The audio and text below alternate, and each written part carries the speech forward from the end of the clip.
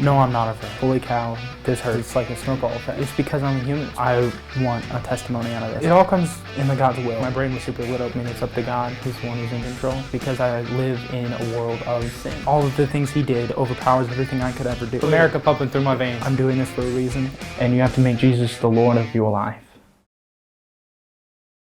Hi everybody, this is One with Wes. I just want to apologize to begin with for not having video out in a long time. I'm so sorry about that. We've kind of run out of content. In the hospital, everything's kind of like the same. It's all the same exact process over and over again. And my brother is also the person who does all of the filming and editing for videos like this in this room, where I can sit down and I can talk to you like this. And he's been in college and doing SAGU stuff, and so we haven't gotten to do videos in a little bit, but I have some awesome news. I am 100% cancer free. And I mean, it puts a smile on my face. It's also a little bit more than that. I have hair starting to come back too, which is crazy to me because I've been in chemo this entire time. I'm kind of not supposed to have that quite yet, but I'll get more into that later. It's just, I love my hair. My eyebrows and everything, they're all there. And even the unibrow, but it's okay because it's a Jesus brow, so it's 100% okay with me, I guess. We figured out that I was cancer-free, and we did all of the scans and stuff like that. It was time for me to go through all of that again, and all of the PET scans, CT scans. But the day before, we were actually in this room. It's kind of why we're filming here, and we were in a prayer meeting, and I remember I've been thinking about, I was wanting to stop chemo for a long time. I felt like now was the time to stop chemo. And with scans coming up like that, there would be something that I could show the doctor. I could be like, this is why we need to stop. And I was talking to my parents about that and things, and they felt like we needed to throw out a fleece. So a fleece refers to Gideon in the Bible. He literally had a sheep fleece, that's why we call it that. And he was called to be the leader of an army. And he was like, God, I don't want to do that, but I will if you do this. And he said, if I'm gonna put this fleece on the ground. And at night, you know how there's always dew? He said, if the dew is on the ground, but it's not on the fleece at all, if the fleece is completely dry, then I'll be the leader of your army. And he did that a couple times doing different things. If the fleece is completely wet, but the dirt is it's dirt dry, I guess. That's why they say it. Wow. And then I'll be the leader of your army. So my parents decided that we were gonna throw out this fleece, and they did it in this prayer meeting. I remember whenever we were talking about it, they called me up to the front to pray. I actually remember it was in that spot exactly.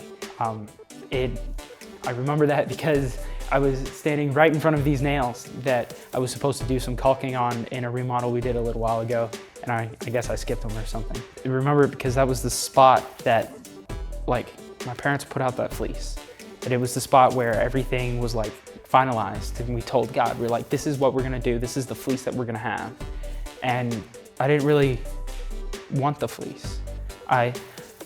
Not to dog on my parents are awesome. They put out the fleece because they love me and they want to take care of me, and Ewing sarcoma is kind of scary. It's not something that people really want to mess with.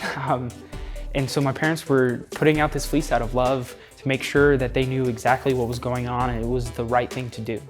And I was wanting to go 100% on faith and say, God, I trust you 100%. I'm gonna stop chemo. And we're gonna be done with everything, chemo, radiation, everything, because I trust you. And I felt like God would honor that, he'd have some respect for it. My people love me and know how powerful I am so much that he's willing to risk his life just because he trusts me. I felt like that's how I wanted to do it.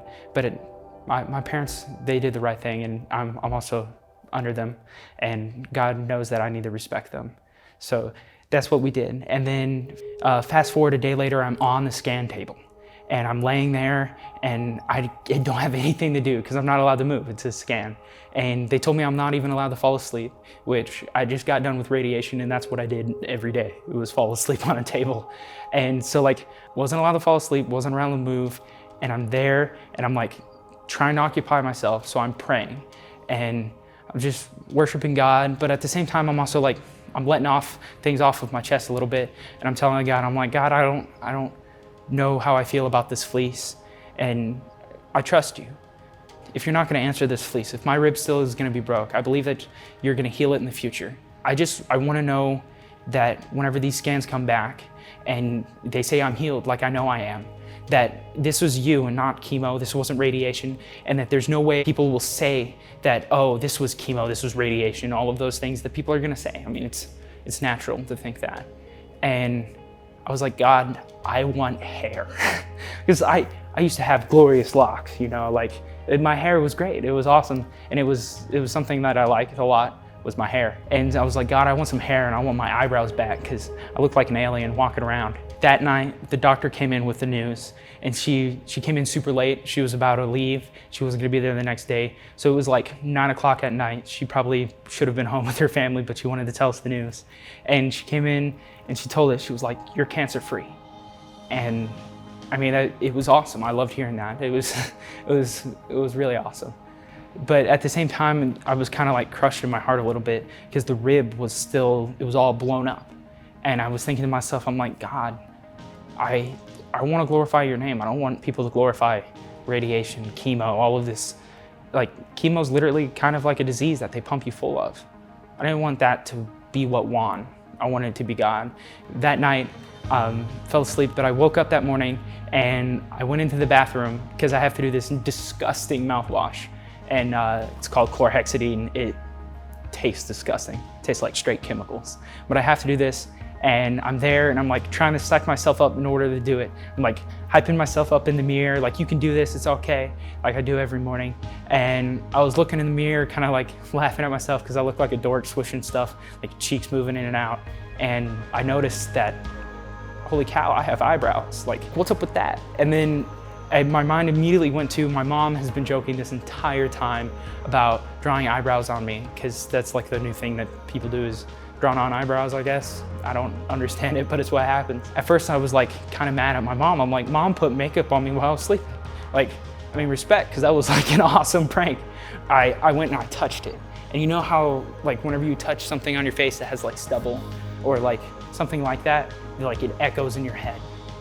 And as soon as I heard that noise, that echo, I knew that it was hair. And like, it sounds weird, of course it was hair, but that echo, it was like all of a sudden at once, I felt like God was telling me, he's like, you know, I am taking care of you. This was me. It's because I love you. It's because of all of these things. It's because I want to take care of you.